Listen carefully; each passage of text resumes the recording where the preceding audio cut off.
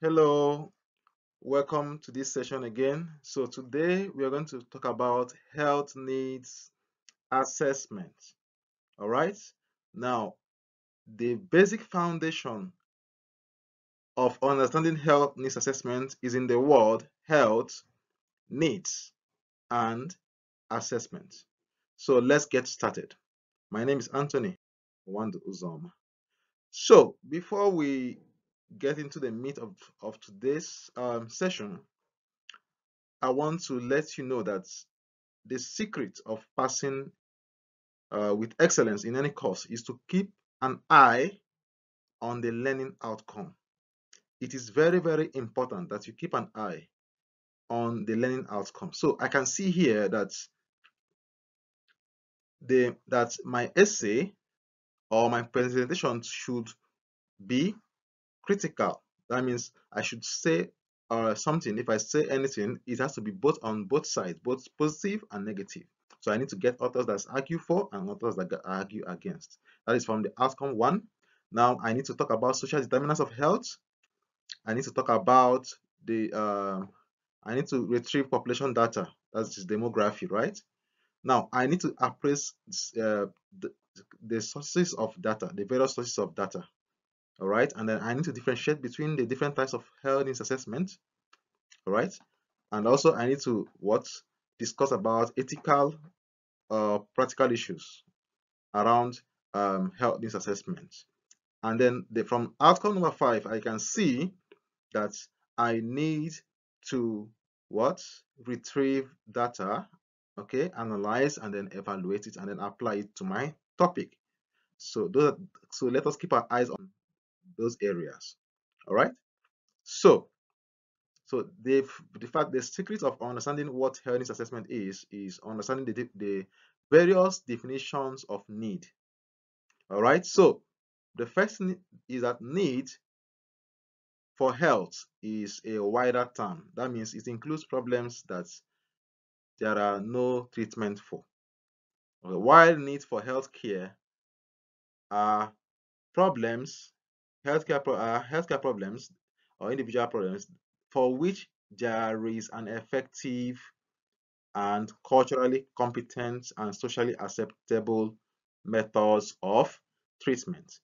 All right. So if there is no effective treatment, then that is not a need for healthcare.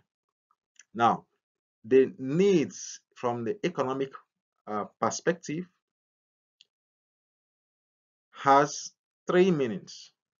The first meaning is the capacity to benefit.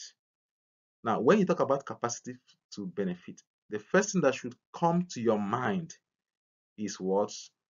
Inequality, disadvantaged groups. So when you are launching a program and your program is underpinned by the definition of need as the capacity to benefit them. So that means you're looking at which people will benefit more from this project. Okay. So for example, if you have the disadvantaged groups, that means the most at-risk groups, like the elderly, the children, um, um, those that are sexually abused, right? So now, and you are trying to design a program, and your program is meant to reach these people that are not reached with the normal public services.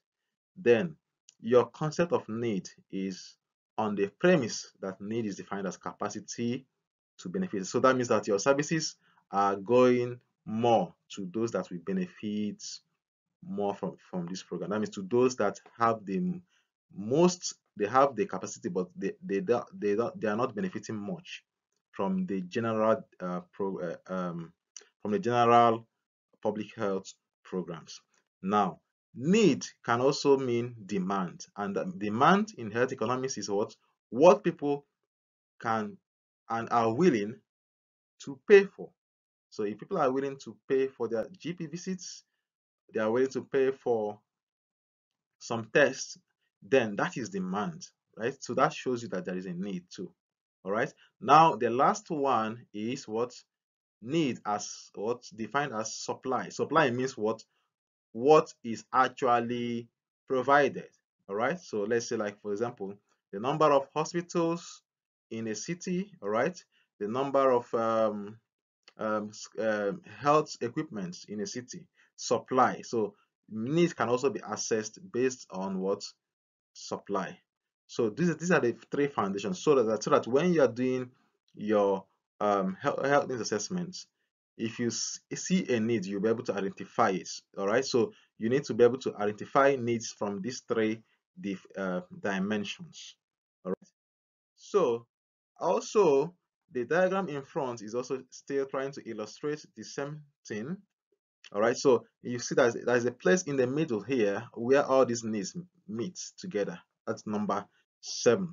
Right, so our aim is to see as much as possible to see that our program is able to be in between the three domains of need, demand, and supply. All right, so how do you identify need? You identify a need by what? Gathering data on incidence and prevalence of a disease or a condition, all right, by looking at the data on existing services. So when you're talking about data on incidence and prevalence, you're looking at the burden of the problem in that population. Okay, you're looking at the how many people that have a condition, how many people are experiencing a phenomenon, all right? So all right, so that is what need. Now, if you're looking at the existing services, how many hospitals or how many maybe health policies for obesity intervention programs in the UK, how many have been done so far, what the government have done, those are what supply, and those supply they are the same as what existing services. So what are the services that are already on ground to tackle this problem? All right, because we want to know, right? Since this thing is a problem, do they have enough services to tackle the problem? All right. Now, if they have enough services, then we come to the next question. Are the services effective and are they affordable? That is cost effectiveness. Are the services doing what they are supposed to do? That is effectiveness. And then are they what? Are they cost effective? That means are they affordable? So that is the question. So for you to get data on cost effectiveness, you might need to what? Google the keyword, you add the word audit to it. So for example, now if I'm looking at the cost implications of obesity, for me to get that data, I need to type in Google, I need to type what? Obesity audit in England.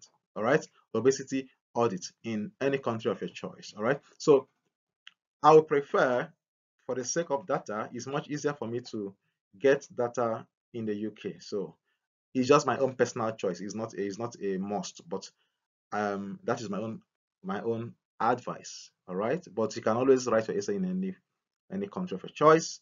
Okay, but just make sure that you'll be able to get the data that you need. All right. So these are the things that your essay should address. All right. So at the intro of your essay, sorry, make sure that by the time you have written your essay that you have answered these key questions. What are the characteristics of the population in terms of how many people are there? You look at the census data, all right?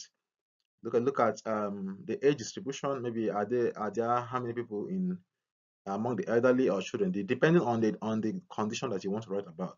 Gender distribution, ethnicity, religion, etc. They are all on the screen. I don't need to read this into so that I will not, so that our this presentation will not be too long. All right. So make sure you meet these criteria. Make sure you understand these things and they are well represented in your essay. All right. When you're trying to describe the population. All right. So remember, look at this first part is talking about what the demography. All right. Now, the second part is talking about their health status, their mortality and morbidity. So mortality is a what? Deaths, number of deaths occurring from maybe cancer, different from different causes. All right. Now, make sure that you address the issue of inequality. Which groups are disadvantaged in that population?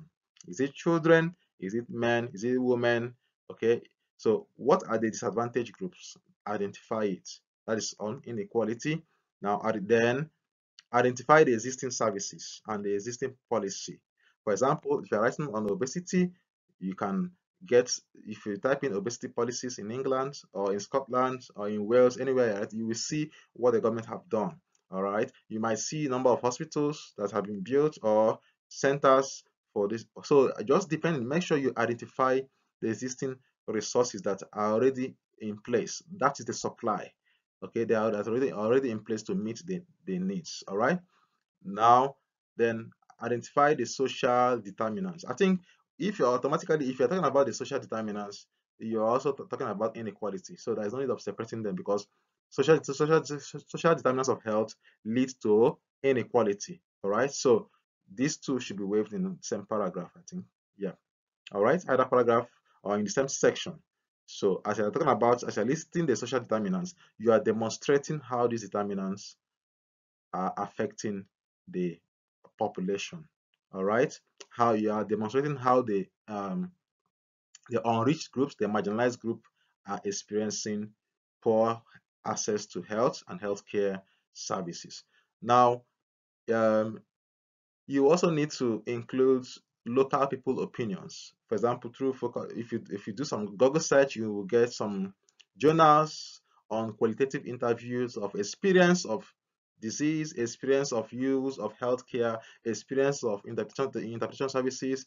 I'm just giving you examples. So how people those journal articles that are qualitative in nature, where people actually describe their experience of health services, okay, or experience of sickness or any type of disease, then you can that is yeah, that can be your source data for this. All right.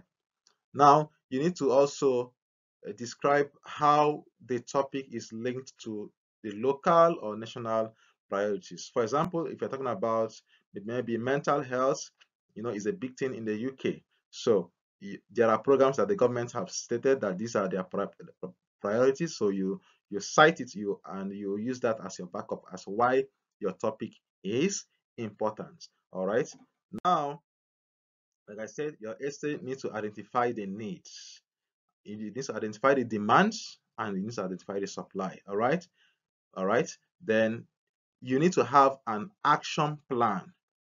It's not enough to do health risk assessment, but you need to come up with a solution with an action plan. All right. Also your essay needs to show how you prioritized those needs that you identified. Now, I want to quickly say something. For example, somebody is writing on maybe an essay on alcohol abuse, okay, in the UK or in Bradford or in England. So now, and you are doing your review of literature, all right? Remember, you have to do a population profiling or scoping. Now, in that population profiling, your emphasis is not just only on alcohol. You need to identify the different needs. So if you're writing about health needs um, of Asian adults in the UK, so you need to identify different needs, not just alcohol. All right. So by the time you identify the different needs, you now come into the second section, which is how to prioritize those needs. All right. So, and of which I will give you the criteria that you can use to prioritize those needs. So the next thing you need to do is to make sure that in your essay, as you are quoting your references, your sources of data, make sure that you critically appraise them. What I mean is you state the strengths and the weaknesses of your data sources. For example, if you are using a secondary data, that means what you are only doing, you are using because most likely you are not going to go to the field, you're not going to collect primary data. Okay, so but assuming that your research is just desktop based, and assuming that you are choosing that as your modality, that means you are using secondary data, right? So, and you know that secondary data, they are all what studies that have already been done in the past. All right, so they may not necessarily represent exactly today's um, um, they may not reflect today's experience. All right, so you need to critically appraise your data. If you are doing a focus group, you need to find out if you're reporting something from a focus group discussion, you need to what you use your textbook, find out the advantages of the focus group and disadvantages, and also add a line that yes, this focus group is a good source of what information or data, but however, it has this one or two weaknesses, but it is still good. So that's what I mean by critically evaluate the various methods and data sources. All right. So if you are looking at maybe something like statistics, okay. So you can also say that, like for example, incidence and prevalence data.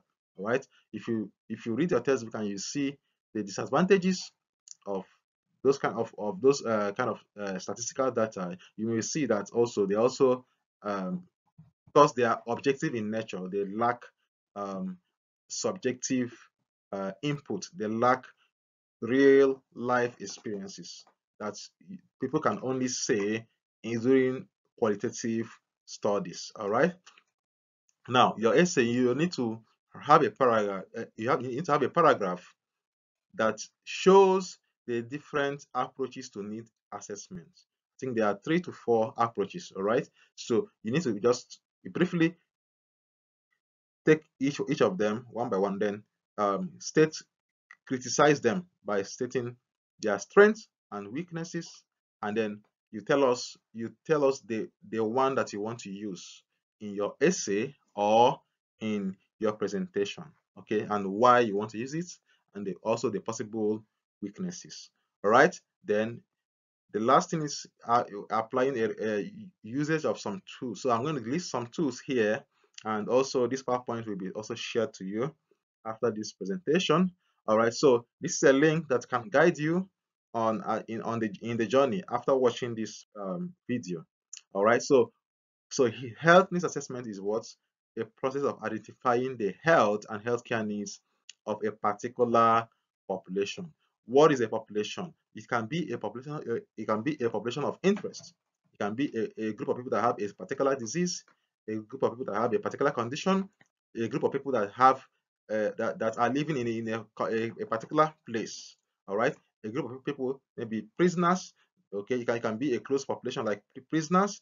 It can be factory workers. So it all depends. What kind of population do you want? Okay, it can be children living with obesity, children living with diabetes. Okay, um, adults living with diabetes, elderly with dementia. These are all examples of what population. All right. So now, okay. So I've already said the many things on the slide. So I'm not going to start reading them.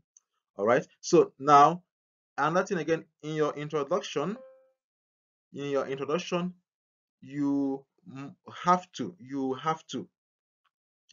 have to list the steps in health needs assessment. It is very, very important that you list the steps, and I have highlighted the steps in yellow color. All right. Okay. So starting from community profiling, um, um, identifying the priorities, selecting your priority, designing the intervention. Okay. So it is very important. Make sure you list it, because if you don't list it, you might lose some marks for not listing the steps. All right. So the steps are already in your notes. So this is just a sample of an introduction.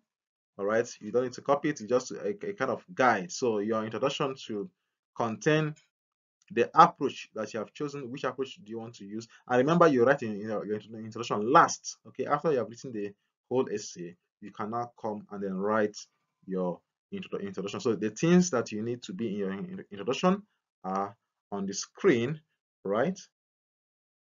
So like I said, there are 3 to 4 approaches. All right, now in comparative approach, you are comparing um, two different uh, populations, all right, that are receiving the same service. All right, so you are comparing maybe the difference in cost, for example. All right, so for me, well, you can use any approach that you like, but if I'm to give you a guidance, because I used comparative approach during my essay, and it was very hectic because I had to compare Bradford data with England data. Do you understand? So it was very, very hectic. So, all right. So I will advise and recommend that you can just use epidemiologic approach, so that you know that you are just retrieving statistical data. So just make sure that after using that approach that you criticize it. All right. You criticize it, state the advantages and the limitations of using an epidemiological approach. So these things are all in your textbook. Now, so this is just a sample, is an example on the approaches and the rationale. So now you can see here, there are three approaches. You have the corporate approach, the comparative approach, you have the evidence-based approach, and then you have the epidemiological approach. All right. So the corporate approach, okay, you you try to get the perspectives of various stakeholders, including the population in question, including the views of health professionals, the views of government officials, stakeholders, any member of the population that is a stake that any stakeholder, including the client himself. So you try to combine and get all their perspectives, all right, so that you'll be able to assess their needs. Now that is corporate approach. So will you like to use that type? That is your choice to make. All right, because look at the time constraints, and then look at the time you have for this essay or this presentation. Is that what you like to use? All right. Now, and then also, I would advise, if you can, write the essay first, then from the essay extract the key information and then put them in a slide and do a presentation. All right. I would recommend a presentation for this course, since there is an option for that. All right. So, but then, so that you will not be lazy, it's better to start writing up your essay right now, and then once it's getting to time for submission, you extract those things and then put them in a slide. All right. Remember to add your map. All right. Remember to add your map and tables or bar charts that show the distribution of needs in the community that you have chosen. Now, like I told you, comparative approach, you are comparing two different populations that are receiving similar services. All right, so you can measure the difference in you can measure the needs, all right, by what looking at what the variation in cost and in service. All right. Now, you also have evidence-based approach, which is what based on what literature, based on literature. So you can decide to say, I want to combine two approaches here. If you have the time, that's good. All right. Now then you have the epidemiological approach, which is what based on what incidence and prevalence, mortality and morbidity statistics. All right. So now, still, so what are the information that you need for health needs assessment? So you need to get people's subjective um, views about their health, and where can you get it? Through doing what? Through doing a qualitative study. Okay, so you collect the data through focus group discussion, through key informant interviews. All right, so that is subjective information through observation in the field. All right, now you also have um, statistical information. Like I told you, if you're using the epidemiological approach, you have your statistical data, mortality, morbidity, and all the data that you can get, all right, from statistical websites, all right. So then you also have opinions. If you do some search in Google Scholar or in some databases, you also have expert opinions. Okay, so if you come across such studies where let's say perspective of healthcare workers on on uh, um, on alcohol abuse, okay, in Bradford. So that perspective of healthcare workers, that is also that is called expert what's opinion. So that you can also use that to also gauge the need of a population. You can also use what the government is currently doing, like social media campaigns, screening programs, okay, the policies that they are making around a particular uh, health problem, to also know that this is a need. All right, that means it's a government priority. Okay, so like I told you before, make sure that you assess these levels of evidence that is on the screen right now, the population of the interest, the size, how big are they. If you're writing an essay on if you're writing an essay on mental health needs of elderly with dementia, so you need to, in the UK, you can need to tell us the size, the demography, what are the health issues affecting them. All right, so what are the current services are available for them, are they effective and cost effective. All right, so like I told you, to get that data on cost effectiveness, just add audit, the word keyword audit, add audit, and then the disease or condition, and then the location. You will likely get a report from Google. All right, so all right, so I have already described all this on the screen: morbidity data, mortality data, behavior measures. So behavior measures also like smoking, alcohol intake, breastfeeding, GP visits, antenatal clinic visits. So depending on the topic that you are writing on, okay. Service use measures, for example, hospital episode statistics. So if you type in Google hospital episode statistics, then plus the problem or the disease condition that you're looking at and the location, you'll be able to get it. So that's why I prefer to use what foreign countries. At least now I'm familiar with UK statistics. All right, so it is better to just get a simple topic, and then it is better to, for me, I will prefer to write in UK because I know where to get my data studies, my data sets for analysis. All right, so make sure you use a simple topic. There is no need of writing something that is beyond you. Just get a simple topic. Common uh, problems occur commonly. Common health challenges occur commonly, right? All right. So these are various tools that you might come across when you are doing when you are doing a Google search. You might come across these questionnaires. Why I put them here is just for you to be aware that they exist. All right, some of them are used in primary studies. All right, so you can say, assuming that assuming that the methodology for your health needs assessment, you want to go into the field and you don't like to collect data, secondary data, so you can use any of these tools on the screen, and then to assess the health status of that population. For example, if you're looking at experiences of patients, okay, so you can use the patient reported outcome measures. So there are many tools. You can use mental health measures like Warwick Edinburgh score, all right, to assess the health status. All right, so but then if you are doing a secondary um, if you are using a secondary data, okay, there might not be need to use these tools here. Okay, these tools are for primary studies majorly, because where you give them questionnaire, you give your subjects questionnaire. So it's just for you to know and be aware that tools like that.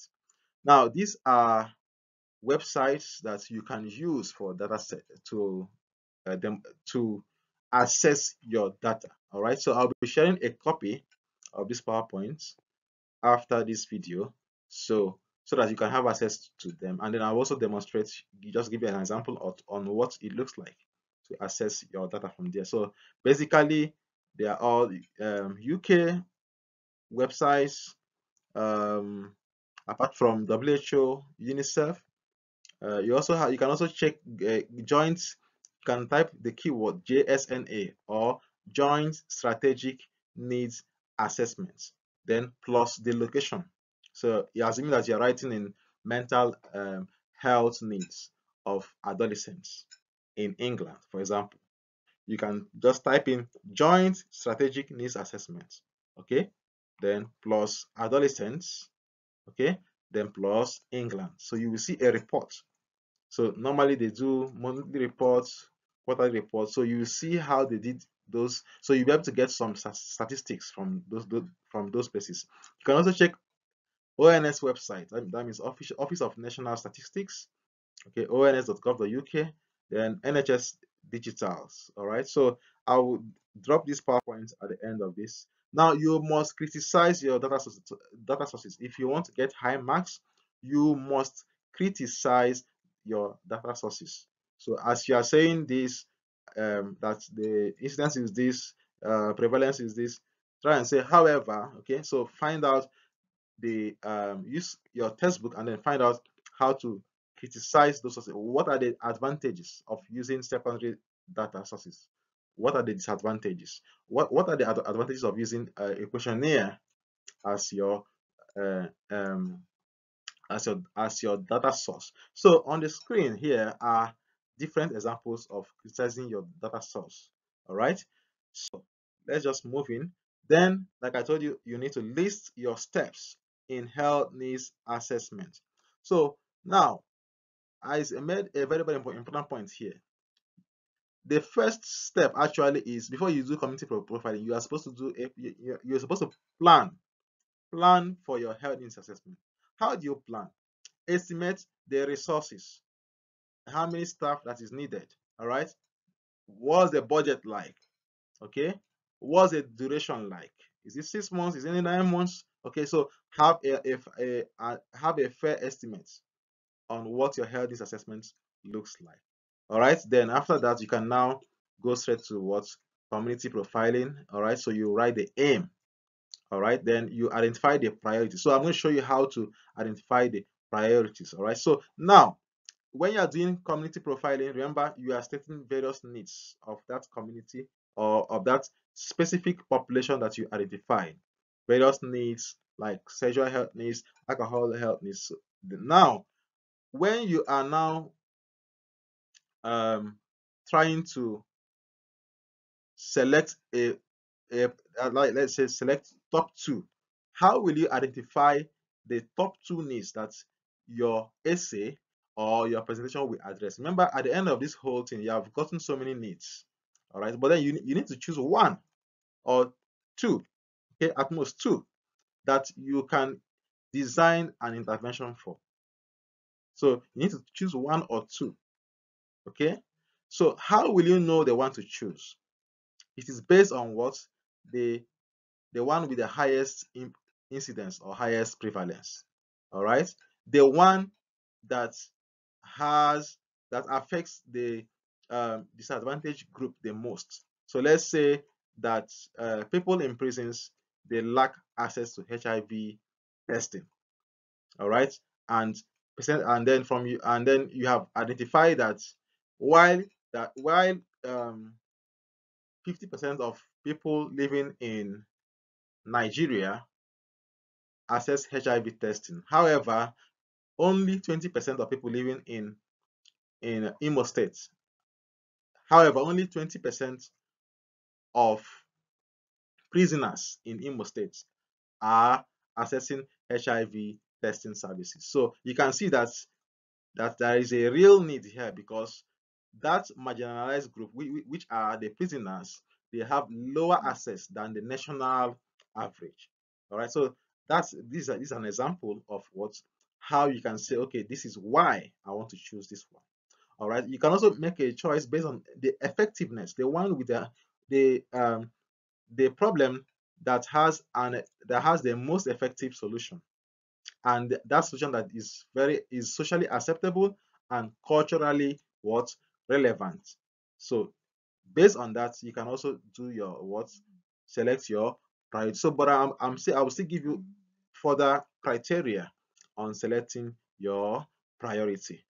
Now the next step is you will now start planning for your implementation.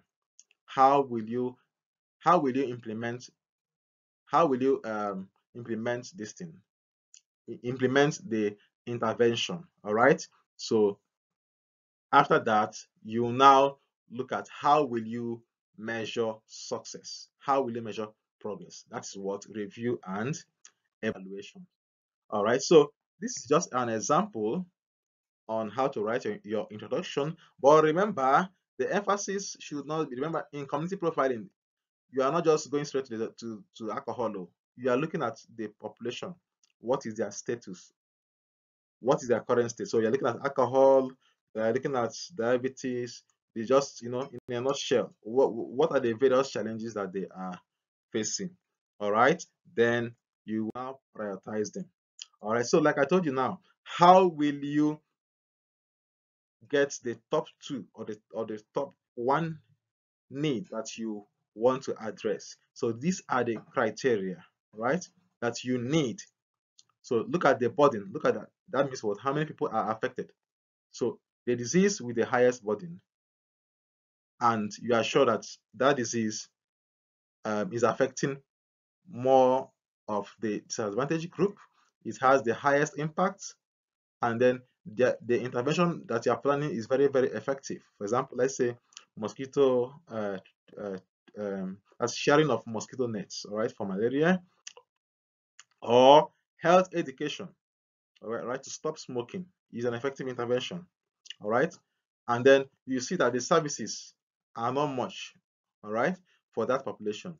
And you also look at that the national or local, that means like what the government is doing, or what West Yorkshire or what Bradford local authority is doing is aligned with it. And then we will have the health professionals to execute this project.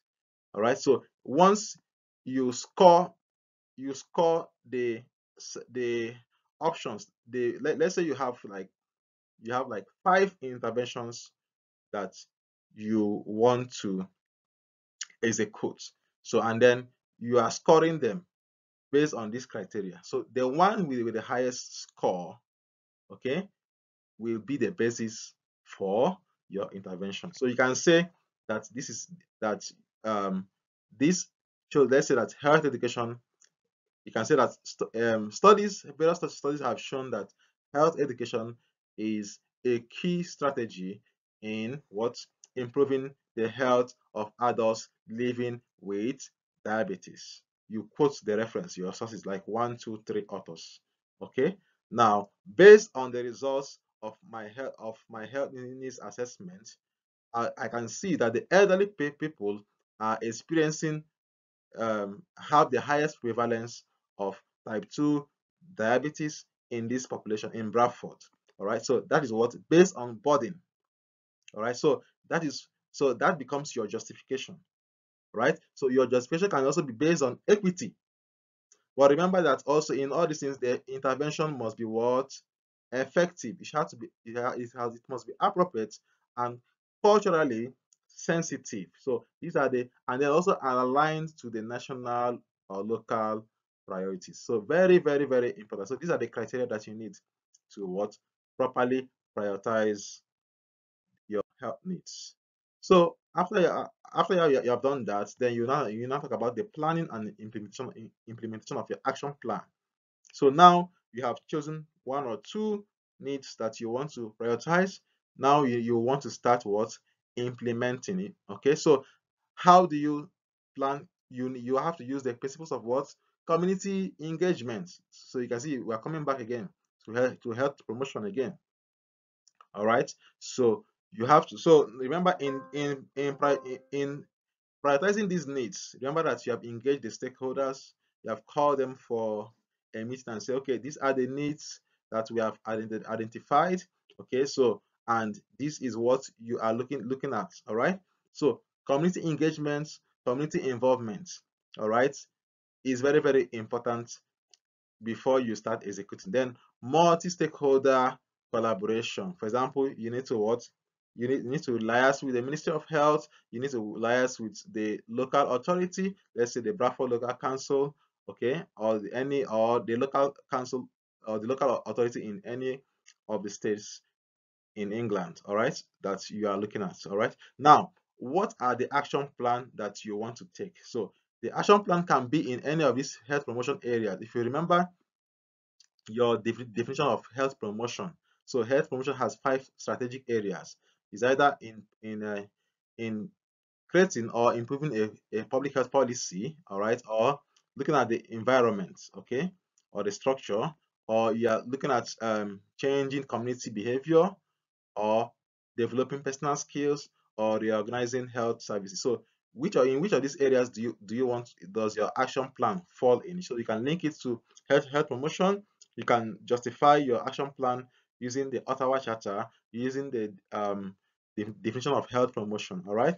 And then your prevention, apart from that, you also suggest your prevention strategy. So let's say, for example, health education or training of type 2 diabetics, all right, on foot care management. So your prevention can be either primary prevention, secondary prevention, or tertiary prevention, all right. So these are just possible interventions if you look at this particular place, my interest is here. I think the diagram is very small, but then if you look at those examples there, I have health education, training of staff. So depending on what action plan. So your health needs assessment must have an action plan. So there are marks for each of these things I'm saying. So look at other action plans that you can take, like mass media campaign, assuming is a type 2 diabetes identification. You can say screening programs, okay? How many people do you want to screen, over what period, how will you measure it? So assuming that you're looking at public policy change, so that means you need to have meetings with stakeholders. So that's your action plan. So um after that action plan, you need to identify how will you monitor and evaluate the success of your program. All right. So I forgot to say something before now. Now in your community uh, profiling, remember to get the data on the baseline measures. Sorry. In the health profile of that community, when you are discussing the diseases, the different controls that are affecting that population. All right. So you need to establish a baseline. So let's say currently 20% of people are being affected by type 2 diabetes in Bradford every year. So that is the baseline, or as at 2021. So that becomes your baseline. All right. So now, where are you going? So now your aim of doing this is you have identified type 2 diabetes as the major problem. All right. So now, and then your action plan, you have selected 2 things to do as your action plan, which is what? To visit antenatal care centers in Bradford, all right, and then to offer health education. So that becomes your action plan. And then now the issue now is, how will you measure your success? So that means what? How do you plan to measure your success? That takes us to what? Indicators. Okay, so before we talk about the indicators, this is what just a template that you can use to, okay, write down the health problem that you have chosen, right? Write down the objective, the action that you want to take, and then who will do it, and then over what period. So you can say over 3 months, over 6 months, all right? And then how will you evaluate the measure? So let's say that you have done your health needs assessment and you have identified that um, mothers above 40 years attending antenatal clinic, they have that's mothers that are diabetic mothers, that they have lower knowledge of type 2 diabetes and its prevention. So that becomes a health problem. So your objective is to educate them. All right. So your action plan, you can say over the period of 6 months, that you want to be doing 2 monthly visits. All right. So that you want to visit the stakeholders, the doctors and nurses in various health units, to liaise with them, to permit you to come and talk to mothers about how to best strategies to prevent type 2 diabetes. All right. So now that means that on the first time that you are going there, you are going with what? A questionnaire to assess their level of what? Of knowledge. Okay, that becomes your baseline. And then thereafter, after 6 months of your health education, you also give them the same questionnaire again to see if they will score higher. All right, that's higher, more than what is scored before. So for you, so that so your indicator now becomes what? The level of knowledge of type 2 diabetes prevention. That becomes an indicator. So now in indicators, there are different types of indicators. You have input indicators, process indicators, and outcome indicators. But the one that is of our concern in this presentation is what? The outcome indicators. All right. So that is the one that you need to measure to know whether are you getting the results that you want. All right. So like I said, let's say proportion of persons who have access to water and sanitation. All right, that's an example of an outcome indicator. Number of persons that you reached with hygiene promotion messages, with type 2 diabetes prevention messages. That is your outcome indicator. So you use that indicator to monitor. So let's say over the next 6 months, you want to reach 50% with what? Type 2 diabetes prevention messages. All right. So the next one is to what? Write up your report, your community health needs assessment report. All right. And then disseminate the result of your findings to relevant stakeholders. Remember, by the word stakeholders, we include both the community members and then both the government officials, the health professionals, all right, anybody that is affected by your project. Okay, so also remember in your essay to write out if there are any challenges. For example, now you can see that if you are assessing secondary data, you see that there might be difficulties in getting the relevant data. So you can highlight that as one of the limitations of what using secondary data sources. All right. You can also have if you are going okay, shared language between sectors. So let's say you are looking at maybe you are looking at the health sector. All right. Um, you are looking at a problem that is affecting both the agricultural sector and the health sector. All right, so you can see that these are two different sectors, and you want to meet the head of each department, all right, to see a way forward. So they might have misunderstanding, all right, working across professional brand boundaries. So let's say in the NHS, you in the management of type 2 diabetes, you might need the services of a physiotherapist, a nurse, a doctor. You can see, so these are three different professionals. So there might be what? Difficulty in what? Information sharing. So state the challenges that you are experiencing in your health needs assessment.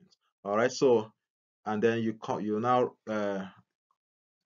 can now conclude your health needs assessment with what the major findings. All right, so these are important references that I've left for you to go through and read